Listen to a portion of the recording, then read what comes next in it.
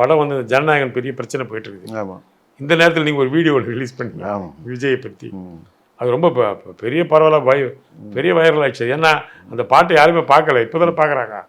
அது எதற்காக அப்படி பண்ணீங்க? ஏதாவது அது ஒரு இன்டென்ஷன் இருக்கா? எந்த ஒரு மோட்டிவேஷனும் கிடையாது, எந்த ஒரு இன்டென்ஷனும் கிடையாது. இந்த சாங் என்னை தாராட்டும் வந்து கிட்டத்தட்ட ஒரு 80% டேமேஜ் ஆயிருந்தது. ஓப்பனிங்லாம் என்னமோ கசமுசான் இருந்தது. அப்படியே பழைய படங்கள் நம்ம தியேட்டரில் பார்க்கும்போது இழுத்துட்டு போகும்போது அது மாதிரி சவுண்டெல்லாம் ரொம்ப இழுக்க ஆரம்பிச்சிச்சு. அந்த மாதிரி இருந்தது. சரி இது ஒரு நம்ம ஞாபகமாக வச்சுக்கலாம் அப்படின்னு சொல்லிட்டு வச்சுருந்தேன். அதில் எண்டு மட்டும் கொஞ்சம் நல்லா இருந்தது. எண்டு பல்லவி தென் அதுக்கு முன்னாடி உள்ள 2 லைன் நல்லா இருந்தது. அப்படியே இருக்கட்டும்னு வச்சுருந்தேன். என் பையன் தான் சொன்னான், இல்லை இப்போ நம்ம போஸ்ட் பண்ணோம்ப்பா அப்படின்னா. நான் சொன்னேன் வேணாம் கணேஷ்கா, இது ரொம்ப நெகட்டிவ் கமெண்ட்ஸ் வரும்.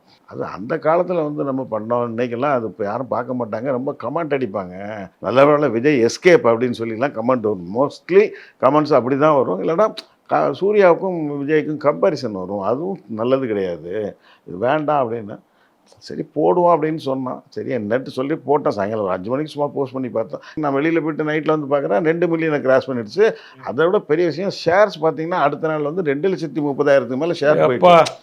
அதுவே எனக்கு ரொம்ப இதாக இருந்து ஒரே பார்த்துக்கிட்டு தான் சோசியல் மீடியாலெல்லாம் வைரல் ஆகிட்டு இருக்கு இந்த பாட்டு. விண்டேஜ் விஜய்ன்னு சொல்லி எல்லாம் எனக்கு தேங்க் பண்ணுறாங்க. இந்த மாதிரிலாம் சில ஃபியூ கமெண்ட்ஸ் வந்து சூர்யாவுக்கும் விஜய்க்கும் ஒரு கம்பேரிசன் இருந்தது. நான் அதிலே மென்ஷன் பண்ணியிருந்தேன், please don't compare with Surya and விஜய்ன்னு சொல்லிலாம் போட்டிருந்தேன். இருந்தாலும் வந்தது நான் எதிர்பாராத ஒரு சர்ப்ரைஸ் தான்.